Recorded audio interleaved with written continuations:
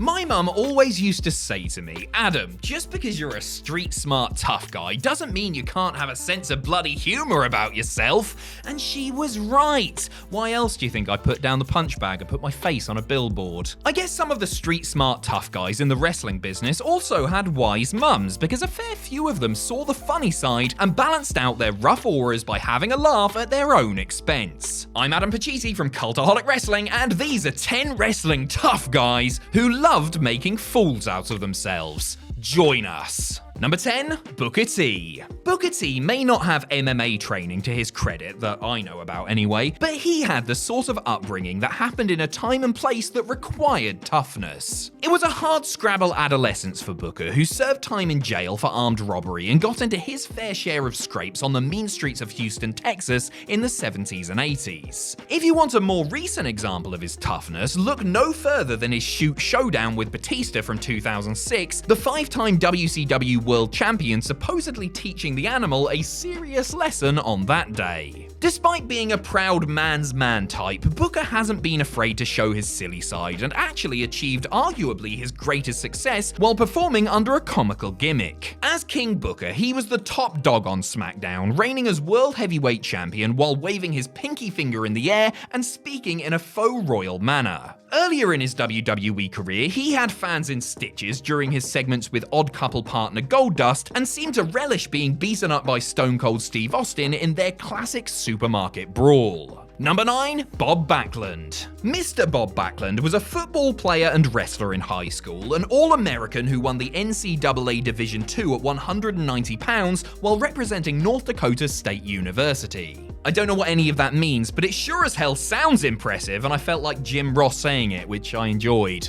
By God! Anyway, Backlund was a tough guy with a noted rep as a shooter, something that gave him credibility with the audience and was one of the primary reasons that he was given a lengthy WWE title run, despite some questioning his charisma and wider box office appeal. When Bob came back during the New Generation and improbably won the WWE title, he played up just how square he really was. Like a real-life howdy doody, there was nothing cool about Backlund, and he portrayed the zany dork with real zeal, though how much he was actually in on the joke is uncertain. In his more recent appearances, Backlund has played up the craziness even more. And it actually makes him more terrifying, knowing that this old nutter in suspenders could make you kiss the back of your own neck if he wanted to. Number 8, Rick Rude. A former bouncer and world champion arm wrestler who was apparently adept at knocking people clean out with an open hand slap, Rick Rude was a burly son of a gun who was not to be trifled with. I mean, would you mess with that moustache? He dealt with fools harshly, whether they were drunks in a bar or his superstar co-workers, such as the Ultimate Warrior. In the ring, he could also play the tough guy, but was also more than happy to be the butt of a joke, sometimes quite literally. Yes, one of Ravishing Rick's favourite pastimes was having his tights pulled down and getting his bum out while flailing around the ring as he sold for the babyface. Also, nobody sold an atomic drop like Rude, who reacted as though he'd been given an enema with a long sharp sword whenever his sculpted backside would collide with an opponent's knee. His gimmick was hardly the tough guy type, in that he was basically a male stripper who gyrated his hips and flexed his abs, and he was always up for getting outsmarted by the good guys and feigning indignation. Number 7, Charlie Haas. While the amateur standout and graduate of Seton Hall University was noted for his advanced technique when it came to the technical side of the game, Haas more than made his mark by participating in a series of goofy storylines. Just a year into his run, he was dressing up as Ron Simmons as he and Shelton Benjamin did a pretty horrendous impression of the APA. Then, once he and Shelton parted ways, Charlie shacked up with the flamboyant Rico. The odd couple were a hoot, and Haas looked like he was enjoying himself as he got to show a bit more character in their segments and matches together. Several years later, Charlie gave his all to an impersonation gimmick that he believes was a way to try and get rid of him. Haas Hogan, Stone Cold Steve Austin, Bret the Hitman Haas, and so on, Charlie really committed to the bit and helped to make it memorable. Number 6, Hacksaw Jim Duggan. Fans who only witnessed Hacksaw Jim Duggan in his WWE pomp would probably be confused if they saw the Hall of Famer in his earlier, far more grittier days wrestling for companies like Mid-South. A standout amateur wrestler in high school, Duggan pursued pro football before his dream was ended due to knee injuries, and he turned to pro wrestling instead. Equally feared and respected by fans and his fellow pros alike, Hacksaw had some surly and very bloody brawls as both a babyface and heel. In time, his character changed completely when he got to WWE, as he became a tongue-wagging, flag-waving, 2x4 carrying, thumb-upping, ho shouting, super patriot comedy favourite. People just love Hacksaw because he's a lovable guy, and he seemed more than happy to lean into the more comedic side of things, especially as he got older and the business itself got more cartoonish. Oh, and in case you need any more proof of Duggan's toughness, know that he beat cancer not once, but twice. Tough guy!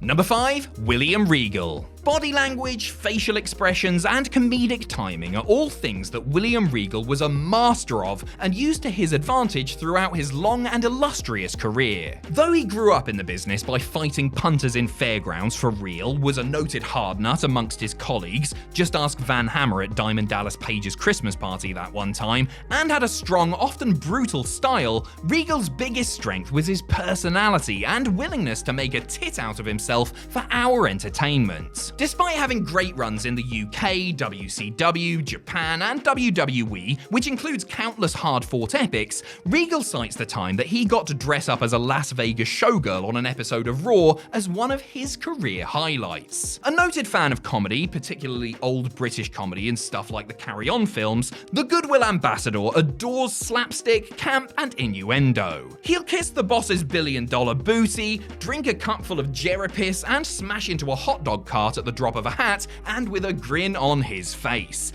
Now that's what I call a real man's man. Number 4, Perry Saturn. Perry Saturn had a hard childhood, dealing with an abusive stepfather and spending plenty of time in numerous detention centers. He had to learn to fight and be tough, something that served him well when he enlisted in the US Army at the age of 17. Once he'd served for his country, Big Pez worked as a bouncer while training for a career in professional wrestling. Athletically gifted and built to withstand the grind of the road, Saturn was a success wherever he went and impressed fans with his unique blend of high-flying, submissions, suplexes, and strikes. Perry was more than game to put on and wrestle in a dress during a WCW storyline with Chris Jericho. In fact, it was his idea. What wasn't his idea, but was one that he tackled with equal gusto, was the later WWE storyline where he got knocked silly due to repeat concussions, boy has that aged like fine milk, and then fell in love with a mop. Number 3, Gerald Briscoe. During a certain time, it was understood that if you were an old legend appearing on WWE television, the very good odds were that you were going to, in some way, be humiliated. Pat Patterson and Gerald Briscoe had a career renaissance by being sent up weekly as the so-called Stooges during the Attitude Era. While Patterson was always more of a showman than a cauliflower-eared grappler in his day, Briscoe was considered to be one of the toughest wrestlers of his. The former multiple-time NWA champion, who by then was in his early 50s, didn't seem to have an issue with the increasingly wacky skits and matches that he was placed in, as WWE went full-on with their car crash TV approach. Whether it was getting a mud hole stomped in him by Steve Austin, stealing Crash Holly's hardcore title, or competing in the first ever hardcore evening gown match, Jerry appeared content to do what was asked and be a good soldier for the team. Briscoe and Patterson did such a good job that the plug ended up being pulled on the act because they were getting too popular as babyfaces and sometimes overshadowed the evil boss they were trying to protect. Number 2, Santino Marella. One of, if not the funniest comedy wrestlers ever. Sorry, not sorry, Jim Cornette. Santino Marella made a career out of hamming it up and playing the fool. This in spite of the fact that he actually had credibility as someone who had trained and fought in MMA and could probably take at least half the locker room in an actual fight. But the Milan Miracle smartly cottoned on to the fact that not only would longevity come from his comedy, but it would make him way more beloved than if he played it straight. Bad impressions, ridiculous taunts, the Cobra, getting eliminated from the Royal Rumble in 1 second, that monobrow, he was happy to do it all and do it with a smile on his face. After retiring from wrestling, Santino opened the Battle Arts Pro Wrestling and MMA Academy and entered himself into a judo tournament, winning bronze and proving that old habits die hard and that even though he may don a tiara from time to time, he can still stretch you 6 ways from Sunday. Number 1, Kurt Angle. He won an Olympic gold medal in freestyle wrestling with a broken freaking neck. One of the toughest men in wrestling history, Kurt Angle often portrayed the cold-blooded badass on WWE television, but he also just as often portrayed a red, white, and blue clown. With no need to prove anything to anyone, Angle gave some of his far less legit co-workers a lesson in how not to take yourself so bloody seriously. Wearing a tiny cowboy hat, commandeering a milk truck, letting a large Samoan man sit on his face, the whole rivalry with Edge and getting shaved bald. Sexy Kurt! If there was an opportunity for the Olympic hero to act the prat, he was going to take it, knowing full well that he could flip the switch and start snapping ankles if need be. He carried the comedy over to TNA, whereas the so-called perk angle, the laughs and the suplexes both came at 100 miles per hour. For someone who wasn't a fan of the business until he got into it and came from the serious world of amateur wrestling, it's truly astonishing just how up for a gag he was. It's true, it's damn true, and funny too.